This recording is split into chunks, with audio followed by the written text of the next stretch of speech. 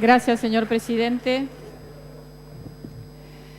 Bueno, el 19 de junio de este año, después de varios meses, casi medio año, porque empezamos en diciembre, la mayoría de los diputados del Interbloque UNEM presentamos nuestro propio proyecto de evaluación de la educación y del sistema educativo de la Ciudad de Buenos Aires.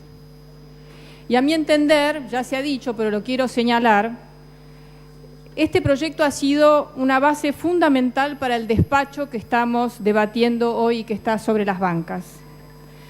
Personalmente, me atrevería a decir que este despacho se parece mucho más al proyecto de UNEM, y los invito a que los puedan comparar, que al proyecto original del PRO.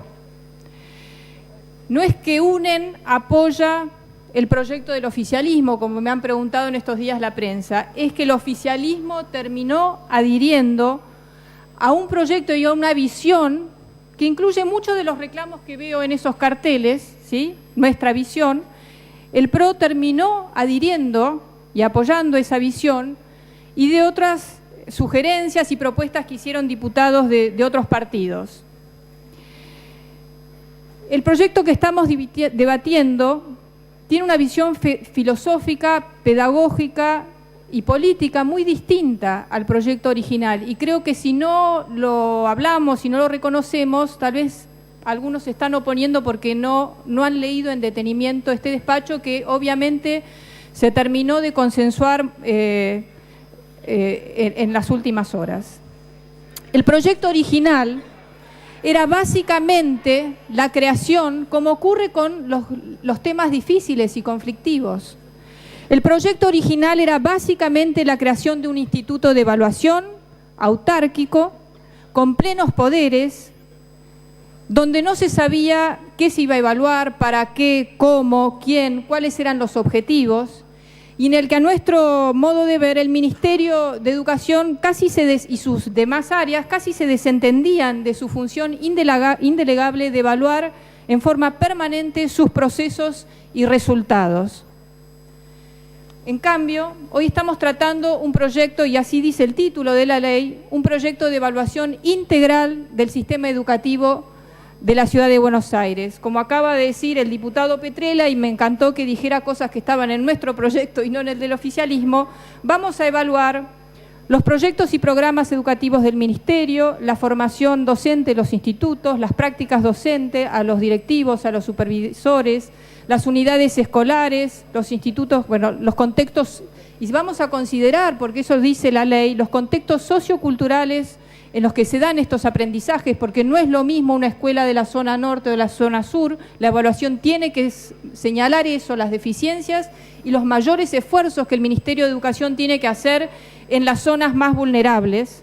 No puede seguir siendo, como dice el diputado Vera, que en la zona sur haya escuelas con 35 o 40 alumnos por clase, que yo lo he visto, y eso tiene que estar permanentemente, tiene que salir con estos análisis.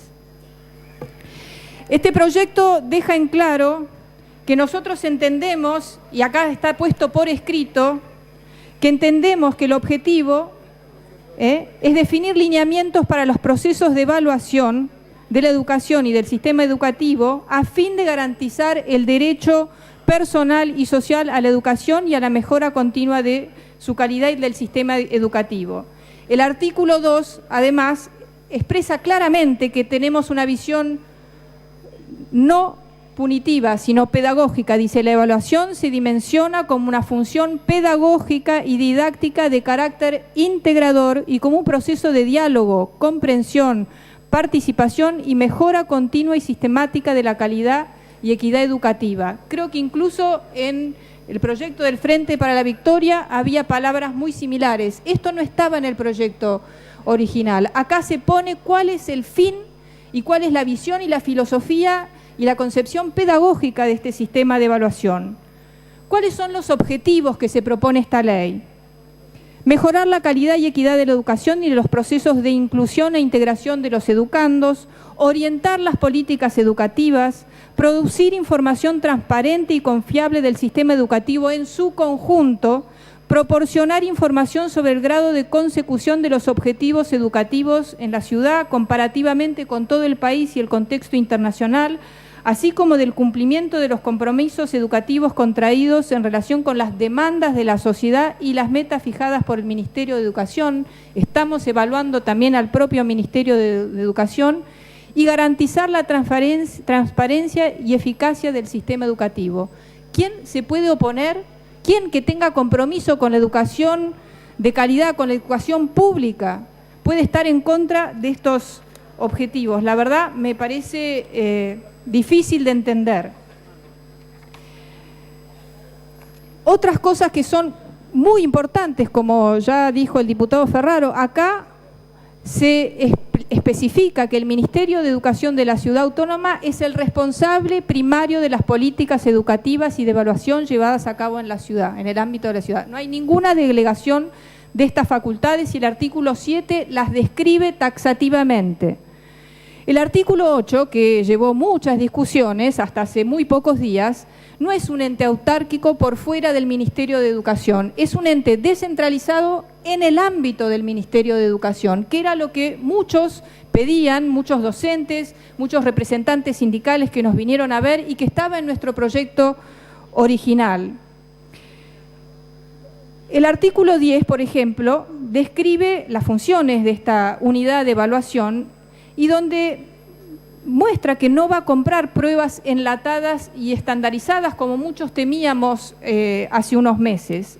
El inciso F dice que establece que la unidad de evaluación debe elaborar sus propios instrumentos y definir la metodología aplicable a los procesos de evaluación. O sea que hay toda una reglamentación que obliga a desarrollar evaluaciones, pueden ser muestras o censos, pero de acuerdo a las necesidades, condiciones, contextos, cultura de las escuelas de la ciudad de Buenos Aires. Como se dijo, nosotros exigimos que fuera el director ejecutivo o la directora nombrada por concurso. Nos parecía rarísimo que se quisiera crear un ente autárquico, pero que tenía una designación política. Y hemos puesto tantas condiciones para este director ejecutivo que yo no sé si alguien se va a presentar, porque se le pide de todo. Es un concurso de oposición y antecedentes, la convocatoria tiene que estar publicada durante 3 días en distintos medios. También los que puedan calificar para este concurso, sus antecedentes van a estar publicados durante 3 días y durante 10 días, como es el proceso para la designación de los jueces de la Corte Suprema, durante 10 días particulares, asociaciones u organizaciones de la sociedad civil pueden hacer sus comentarios que lleguen al Ministerio de Educación. O sea que va a haber un análisis muy pormenorizado. Tampoco puede ser cualquiera, tiene que ser docente. Es un docente el que va a dirigir este instituto, tiene que conocer el sistema docente, tiene 10 años de docencia y además que tiene que ser un especialista en investigación, estadística. La verdad que no sé a quién vamos a encontrar con tantas calificaciones. Entonces, tampoco puede ser propietario en un todo o en parte de una institución de educación privada. O sea que hemos puesto un montón de requisitos que son sumamente importantes. Otro artículo que está acá y que vamos a hacer incluso una solicitud más en el debate en particular, es que el financiamiento de esta entidad no puede ser financiamiento internacional, como decía el proyecto original, solamente la asignación presupuestaria y las herencias, legados y donaciones de acuerdo a la normativa vigente de la Ciudad de Buenos Aires, y está excluida cualquier otro tipo de financiamiento. Entonces acá no hay ninguna privatización del ente de evaluación, todo lo contrario, hay un montón de restricciones para su financiamiento, si bien la ley exige que tenga el financiamiento adecuado. Y en cuanto a los rankings, ¿no?, que he visto carteles que dicen no a los rankings, esto está prohibido taxativamente en el artículo 11. Dice, en ningún caso los resultados de las evaluaciones podrán ser utilizados para difundir públicamente clasificaciones individuales de los alumnos, docentes o instituciones educativas de la Ciudad Autónoma de Buenos Aires. Esto no es para hacer competencias ni rankings, sino para tener información clara de dónde estamos en cada escuela, sí, para saber a dónde tenemos que ir. Pero además, como tenemos que garantizar el derecho a la información de los ciudadanos, de los padres, de los alumnos, y también que este instituto rinda cuentas de su tarea, porque no es que va a hacer lo que quiere, anualmente la unidad de evaluación tiene que remitir a la Comisión de Educación de la Legislatura un informe del el plan anual de evaluación educativa que se propone y los resultados y el informe de gestión de lo realizado durante el año. Entonces va a tener un escrutinio de todas las fuerzas políticas de la legislatura cada año para ver si vamos bien o no vamos bien. Por todo lo dicho, creo que queda en claro que el proyecto que está sobre las bancas y que, como al menos yo creo y mis compañeros, la verdad que tiene mucho más del proyecto que elaboramos nosotros que el que quería el PRO, tampoco nos conforma del todo. Hay cosas que yo no estoy de acuerdo, por ejemplo, el tema de tener limitaciones al acceso a la información pública. Yo creo que las instituciones públicas, los funcionarios públicos, ahí dice que nosotros también estemos evaluados. Me parece bárbaro, tenemos que ser evaluados, somos funcionarios públicos, la educación pública, las instituciones públicas que financian los ciudadanos tienen que tener el mayor escrutinio de la sociedad para que mejoren, no para castigarnos, para que sean realmente lo que tienen que ser. Entonces no estoy de acuerdo en todo con el artículo 11, pero lo acepté porque eso significa que hemos llegado a un consenso, a una política pública que no es el proyecto de uno u otro, sino que hubo mucho trabajo durante estos meses para ceder, para poner lo que es importante y tal vez resignar otras cosas. Quiero decir en qué contexto estamos debatiendo este proyecto. El 50% de los niños que empieza la primaria en la Argentina y la ciudad de Buenos Aires no es ajena a esta tendencia, no termina el secundario. Pero ¿qué pasa en el quintil más pobre? No podemos decir que estamos a favor de los sectores populares, de la educación pública, ¿sí? O somos progresistas cuando solamente el 27% de los chicos que entra a la escuela primaria termina el secundario.